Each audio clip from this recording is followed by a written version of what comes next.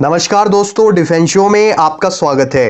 तो दोस्तों, इस वीडियो में हम बात करने वाले हैं इंडियन आर्मी की उस फोर्स के बारे में जिसने रिसेंटली एलएसी पर बड़ा ऑपरेशन करते हुए चाइनीज मिलिट्री पोस्ट पर कब्जा कर लिया है। इस फोर्स के बारे में हम डिटेल में जानेंगे, साथ ही क्या फायदा है इन एरियाज पर एक स्ट्रांग होल्ड बनाने में, ये एक्सप्लेन करूंगा। और इसके अलावा प्रेजेंट सिचुएशन क्या है यहाँ पर और कैसे ये अक्साई चीन को वापस लेने का एक बहुत ही अच्छा मौका है, ये सारी बातें हम डिस्कस करेंगे। तो वीडियो में अंत तक बने रहिए, साथ ही लेटेस्ट डिफेंस अपडेट्स के लिए चैनल को सब्सक्राइब कर लीजिए। तो चलिए वीडियो शुरू करते हैं।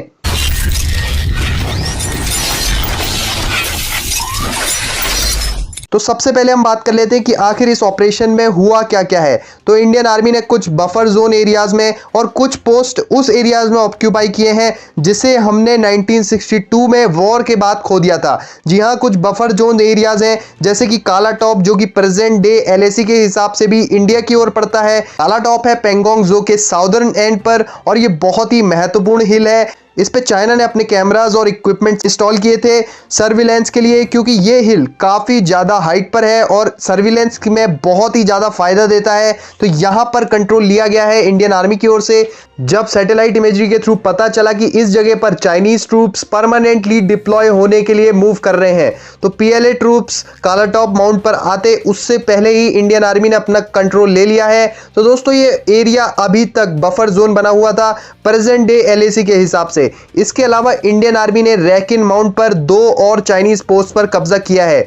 ये 2 पोस्ट बफर जोन में नहीं थी, बल्कि ये वो एरिया है जो 1962 की वॉर के बाद हमने गंवा दिया था, यानी कि अक्साई चीन के अंडर ये एरिया आता है।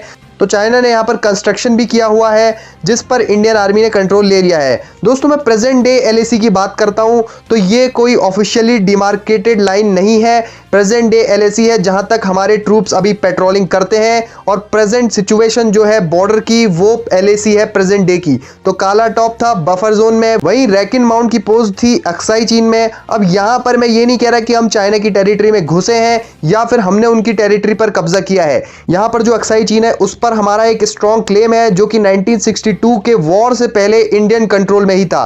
लेकिन रैकिन माउंट प्रेजेंट डे एलएसी के हिसाब से चाइना की ओर है, यानी 1962 के बाद की एलएसी में रैकिन माउंट 4 किलोमीटर चाइना की साइड था और यहां पर तभी चाइना ने कंस्ट्रक्शन किया हुआ था। तो इन 2 एरियाज में कंट्रोल लेकर एक बहुत बड़ा एडवांटेज इंडियन आर्मी ने गेन किया है और ऑफेंसिव एक्शन शुरू कर दिया है। तो जिन जवानों ने ये ऑपरेशन किया है वो है स्पेशल फ्रंटियर फोर्स। दोस्तों, ये भारत की एक स्पेशल फोर्स है और 14 नवंबर 1962 में इसका गठन हुआ था, यानी साइनो इंडियन वॉर के समय पर। इसका गोल था दोस्तों ओरिजिनली किसी दूसरे पॉसिबल साइनो इंडियन वॉर के समय में चाइनीज लाइंस के पार कोवर्ट ऑपरेशंस करने का।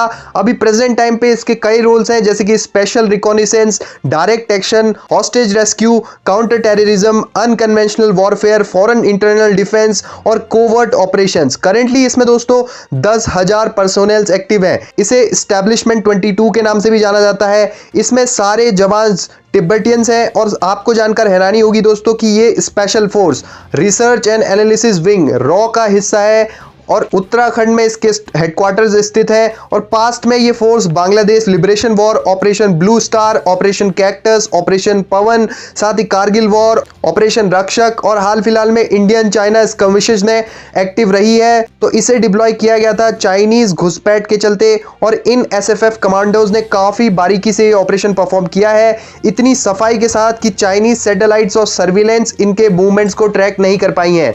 तो प्रेजेंट सिचुएशन की बात करें तो सोर्सेज के हिसाब से चाइना ने फ्रस्ट्रेशन में टैंक्स डिप्लॉय कर दिए हैं और उनकी ट्रेजेक्टरी काला टॉप पर ही सेट थी, यानी कि भारतीय जवानों की ओर मूव करके चाइना ने टैंक्स डिप्लॉय किए थे।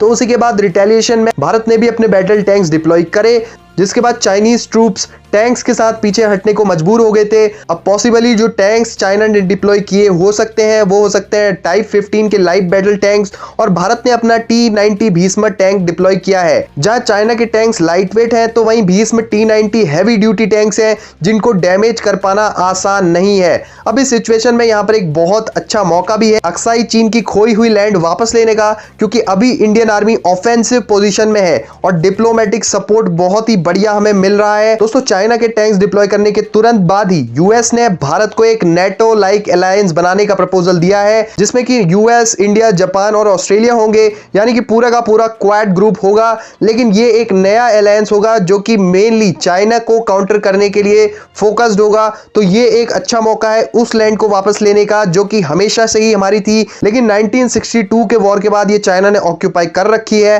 तो आप क्या सोचते हैं इस बारे में कमेंट सेक्शन में जरूर बताएं। साथ ही लेटेस्ट डिफेंस अपडेट्स के लिए चैनल को सब्सक्राइब कर लें। जय हिंद, वंदे मातरम।